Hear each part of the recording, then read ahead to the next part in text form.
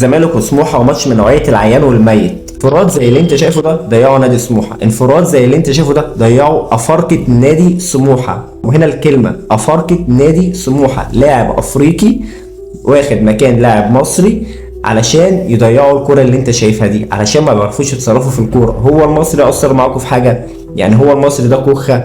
المصري بقى لو ضيع الكرة دي ممكن يقعد في البيت وما يشوفش الملعب تاني. المصري لو ضيع الكرة دي ممكن النادي يمشيه، لكن الافريقي النادي ما يقدرش يمشيه. الافريقي بيلعب غصب عن اي حد ويضيع اللي انت شايفه ده وبيلعب في بلدنا عادي. كابتن سيف ما شاء الله تسبب في اجمل انفراد على نادي الزمالك. طبعا كابتن سيف كل مره بيتقدم اكتر وبيحاول يوقع الزمالك في كوارث اكتر. زي ما انت شايف كده في نص الملعب الكره نازله قدامه، المسها اطلعها قدام، اعمل اي حاجه، اشتت، اطفش، اتنيل، اعمل اباصي لورا، اعمل اي حاجه. بص العواد اللي طالع في اخر الدنيا ده عشان الكوره، ولكن طبعا بيضغط عليه اماضي وبياخد منه الكوره. طبعا عواد هنا واقف مش فاهم حاجه. طب ارجع ورا واسيب العيال اللي جايه دي، طب اطلع قدام، طب احلق، طب اتنيل، اعمل ايه؟ قال لك مش هعمل اي حاجه غير ان انا هقف كده وخليها على الله. تتلعب لبادجي، بادجي زي ما انت شايف كده المفروض يحط جون. عواد بره، حط، خلي في قلب شب. يا جماعه يا جماعه انتوا مهاجمين وربنا، يا جماعه الناس بتتمرن على الحاجه دي، ليه ما بتتمرنوش؟ هي المدربين فين؟